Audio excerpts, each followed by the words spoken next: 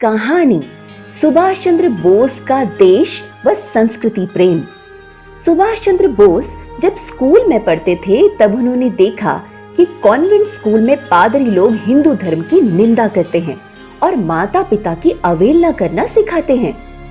हमारे शास्त्र कहते हैं मातृ देवो भव, पितृ देवो भव, आचार्य देवो भव। हम तो भारतीय पद्धति से शिक्षा देने वाली पाठशाला में ही पढ़ेंगे। ऐसा सोचकर उस बालक ने कॉन्वेंट स्कूल से अपना नाम कटवाकर भारतीय शिक्षा पद्धति वाली पाठशाला में दर्ज करवा लिया।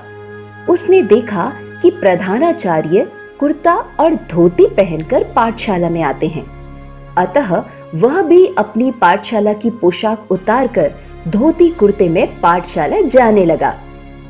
उसे इस प्रकार जाते देखकर पिताजी ने पूछा, बेटा तूने ये क्या किया? सुभाष चंद्र, पिताजी यह हमारी भारतीय वेशभूषा है। देश तब तक शाद आबाद नहीं रह सकता जब तक हम अपनी संस्कृति का और अपनी वेशभूषा का आदर नहीं करते। हमारे प्रधानाचार्य यही पोशाक पहनते हैं। टाई, शर्ट, कोट, पैंट आदि तो ठंडे प्रदेशों की आवश्यकता है। हमारा प्रदेश तो गर्म है। हमारी वेशभूषा तो ढीली ढाली ही होनी चाहिए। यह वेशभूषा स्वास्थ्यप्रद भी है और हमारी संस्कृति की पहचान भी। पिता ने बालक को गले से लगाया और कहा, बेटा तू बड़ा होनहार है। किसी के विचारों से तू दबना नहीं, अपने विचारों को बुलंद रखना। बेटा तेरी जय जयकार होगी। उस बालक ने अन्य विद्यार्थियों को भी अपनी संस्कृति के प्रति प्रोत्साहित किया।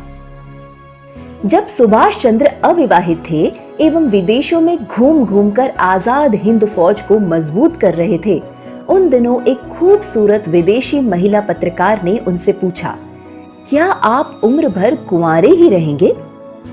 नेताजी मुस्कुराते हुए बोले, शादी तो मैं कर लेता, लेकिन मेरा मांगा हुआ दहेज कोई देने को तैयार ही नहीं होगा। ऐसी क्या मांग है जो कोई पूरी ही नहीं कर सकता? मुझे दहेज में अपने वतन की आजादी चाहिए। बोलो कौन देगा?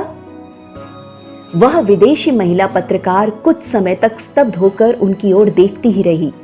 धन, सौंदर्य एवं व्यक्तिगत सुख के प्रति सुभाष चंद्र की विरक्तता देख के महिला का सर उनके सम्मुख सम्मान व आदर भाव से झुक गया।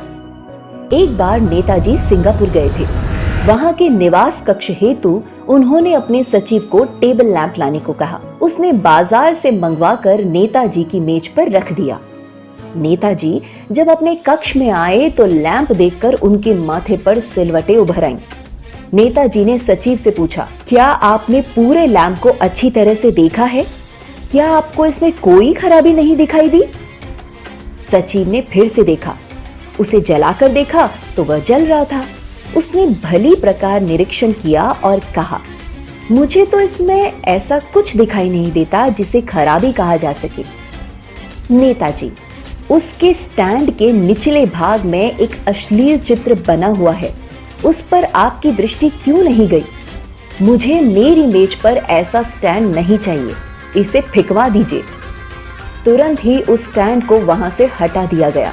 तो देखा बच्चों, इतने सावधान, सतर्क और संयमी थे नेताजी, तभी तो भारत को आजाद कराने में अहम भूमिका निभा सके।